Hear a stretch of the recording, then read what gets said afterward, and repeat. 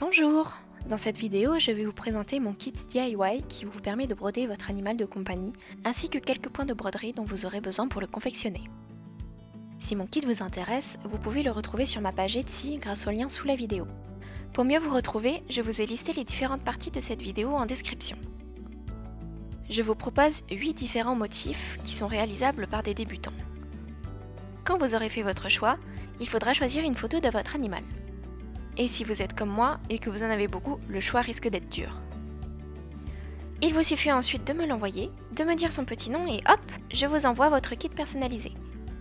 Vous recevrez également un tutoriel en PDF dans lequel vous retrouverez des instructions personnalisées pour réaliser le portrait de votre animal. Dans ce kit, vous retrouverez le tissu avec le portrait imprimé, un tambour à broder, un rond de feutrine, des aiguilles et les fils nécessaires. Il vous faudra également une paire de ciseaux et un thé. Pour mettre le tissu dans le tambour, commencez par desserrer la vis et séparer les deux cercles. Posez le cercle central sur une surface plane et posez le tissu au-dessus. Veillez à ce qu'il soit bien centré, puis replacez le cercle extérieur sur le premier. Resserrez la vis, mais pas entièrement. Tirez sur les extrémités du tissu pour qu'il soit bien tendu. Finissez en serrant la vis au maximum. Et voilà, le tissu est en place. Maintenant que vous avez tout, passons au tutoriel. Pour la vidéo, j'utilise un support de broderie, mais vous pouvez tout à fait faire sans. Coupez votre fil à une longueur de 40 à 50 cm. Plus long, vous risquez de faire des nœuds, et plus court, il faudra le changer plus souvent.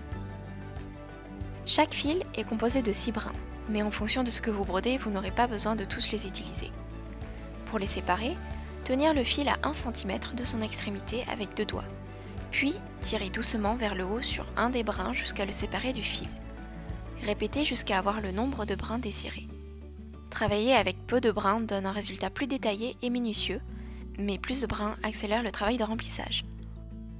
Enfilez ensuite le fil dans le chat de votre aiguille. Voici ma méthode préférée pour faire des nœuds. Entourez le fil 2 fois autour de votre index sans serrer. Puis, avec votre pouce, effectuez quelques mouvements de va-et-vient. Enlevez la boucle de votre index et faire glisser le nœud vers la fin du fil. Passons maintenant au point. Le point arrière. Commencez toujours en piquant l'aiguille par le dessous du tissu. Tirez le fil jusqu'au nœud et repiquez à 1 ou 2 mm plus loin. Ressortez l'aiguille sur la ligne, à la même distance, et piquez en arrière dans le même trou que précédemment. Sur une ligne droite, essayez de faire des points réguliers. Par contre, sur une courbe, diminuez la longueur des points pour un plus beau résultat. Pour arrêter le fil, retournez le cadre et passez votre aiguille dans vos précédents points. Faites-le 3 ou 4 fois, et la dernière, ne tirez pas le fil jusqu'au bout. Passez l'aiguille par la boucle et tirez pour créer un petit nœud, puis coupez à ras. Le point passé plat permet de faire du remplissage de petites zones. Pour le réaliser, brodez des lignes parallèles de manière très rapprochée en suivant les contours. Le point de tige permet de créer un bel effet de corde. Pour le réaliser, créez un premier point de quelques millimètres. Maintenez le fil pour créer une boucle. Faites ressortir l'aiguille par le tout premier trou et tirez sur le fil, puis recommencez. Le point de tige fendu. Pour ce point, pendant le montage de la vidéo, je me suis rendu compte que je n'utilise pas la même méthode que tout le monde. Donc moi, je fais un point, puis je fais ressortir l'aiguille plus loin et je pique au milieu du point précédent. La méthode normale consiste à faire ressortir l'aiguille au milieu du point, puis à piquer plus loin.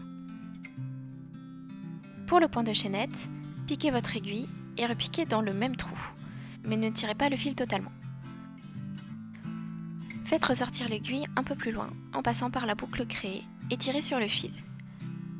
Puis piquez dans le même trou pour le point suivant et ainsi de suite.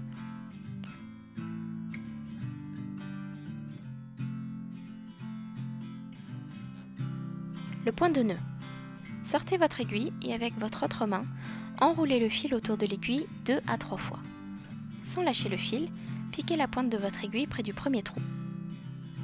De votre main opposée, faites coulisser le nœud contre le tissu. Et sans lâcher, faites traverser l'aiguille et tirez sur le fil. Le passage du chat de l'aiguille peut être un peu dur. Vous pouvez tirer un peu plus fort, mais attention à ne pas détendre le tissu. Sinon, recommencez en serrant moins les boucles. Le point d'arête s'utilise pour créer de belles feuilles avec une jolie nervure au milieu. Commencez par piquer votre aiguille à l'extrémité de la feuille et piquez quelques millimètres plus loin sur la ligne centrale. Ressortez à gauche du premier trou et piquez sur la ligne centrale sous le deuxième trou. Continuez ainsi en alternant gauche et droite jusqu'à la fin de votre feuille. Le point de bouclette se travaille comme un point de chaînette isolé, dont la boucle est fermée par un point. Sortez votre aiguille et repassez-la dans le même trou pour créer une boucle. Ressortez l'aiguille un peu plus loin et passez-la dans la boucle formée. Tirez sur le fil sans trop serrer et piquez juste après la boucle pour la sécuriser. Ce point est souvent utilisé pour faire des fleurs rapidement.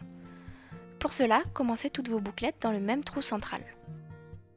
Pour la rose, commencez par séparer votre cercle en 5 sections égales par des points. Ici, je les ai fait avec une couleur différente pour que ce soit plus visuel, mais utilisez plutôt la couleur de la fleur. Sortez votre aiguille près du centre, faites-la passer en dessous d'un fil sur deux en tournant toujours dans le même sens. Attention, ne tirez pas trop sur le fil. Il faut garder un effet aéré. J'aime beaucoup cette technique pour faire des roses. Cependant, comme le fil n'est pas bien sécurisé, cette fleur est fragile. Donc je ne vous la conseille pas pour des ouvrages qui sont destinés à être bougés, comme des vêtements, des sacs ou autres. Finissez votre rose en piquant sous les pétales et en sécurisant le fil.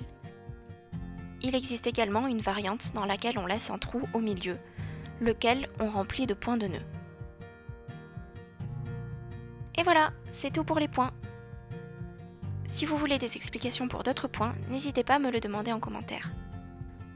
Si vous vous demandez quel stylo j'utilise, c'est un stylo friction. Ici, c'est une recharge. Ils sont super pour les projets de couture car ils s'effacent à la chaleur du fer à repasser. Une fois ma broderie finie, j'aime la fermer pour un fini plus propre.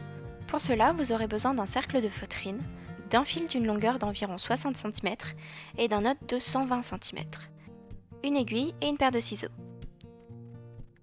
Si vous voulez signer votre broderie, c'est le moment. Personnellement, j'aime le faire sur la feutrine. Passons à la fermeture. Retournez votre broderie et utilisez le fil de 60 cm.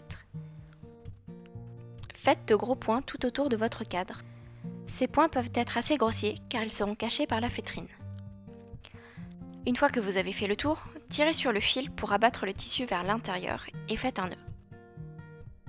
Prenez l'aiguille avec un gros chat et passez-y le fil de 120 cm. Placez le rond de feutrine sur votre cadre. Piquez votre aiguille dans le tissu et faites-la ressortir contre le cercle.